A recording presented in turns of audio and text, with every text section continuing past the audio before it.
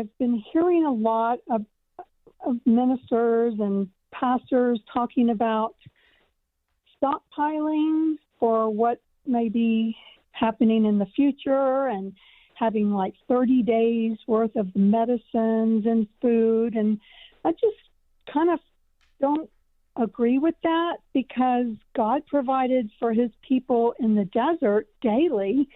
And I just don't understand why they would be saying that. Well, really, that is not an unbiblical idea. Just very quickly, just up to maybe in the last 100 years, almost all Americans had enough food to get them through winter, because we didn't have the conveniences of 7-Elevens on the corner and Costco's and all that kind of stuff, where we could go daily to get what we need. There wasn't anything open. And so this is why most families, most farms had enough food and things to get them through a winter. So I don't think it's necessarily a bad thing. Now, I've had people say, well, don't you trust God? Well, then I ask the question, do you have a spare tire in your car? Well, yeah. Well, don't you trust God? When you go into a store to buy something, do you even look in your wallet to see if you have any money? Well, don't you trust God? And Proverbs says a wise man sees trouble coming and prepares for it. So I don't think it's necessarily a bad thing. Now, where I believe, Leslie, you're right, is going overboard on this. The Mormons, I believe their ideal is 7 years based upon the idea of the tribulation or something. I think that we run into a lot of problems when we are trying to move from really trusting in God to trusting in our basement. I think that's where we run into trouble. But to be prepared, because again, something goes wrong with our power grid, the refrigerators in the stores stop working, everything will spoil.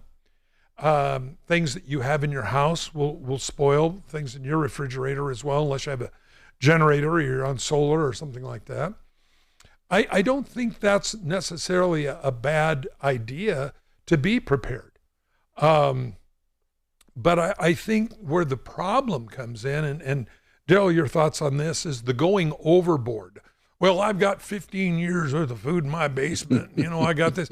Well, the problem is, as soon as the word gets out that you've got all this food in your basement, you better have a way to stop literally the thousands of people that will try to storm your house to take what you have because they didn't prepare. So I think there is a balance that we have to have. But certainly, as an example, even in Hawaii, as an example, most people who live at least on the windward side, they have food and stuff like this because a big wind can come along, knock the power lines out, a zebia tree fall on the power lines and rip the power wires out for a couple of days. You got to have something to eat. So I don't think it's wrong to prepare to have a reserve.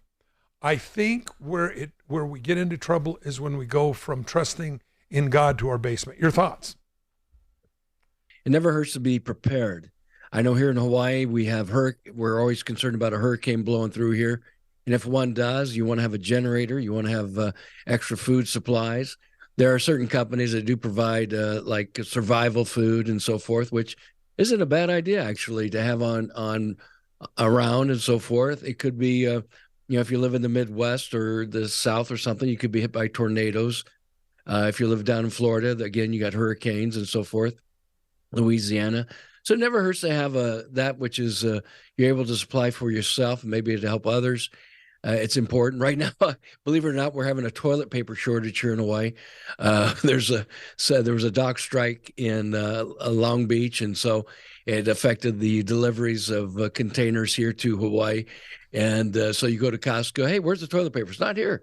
Oh, okay, you got to find it someplace else. It's always a big item that flies off the shelves whenever there's a threat of a dock strike or something like that.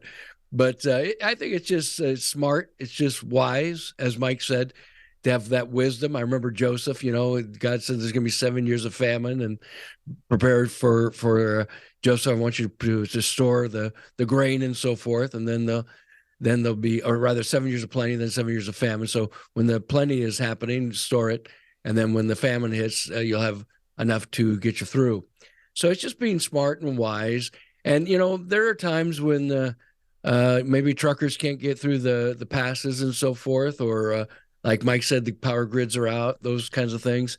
So I think it's just being wise. And I don't know what they're exactly, if they're looking at trying to store through the tribulation. Well, we have a different belief system there. We believe in the pre-tribulation rapture, and it's going to be a rough time in the tribulation period anyway, to be able to store food and survive through that process.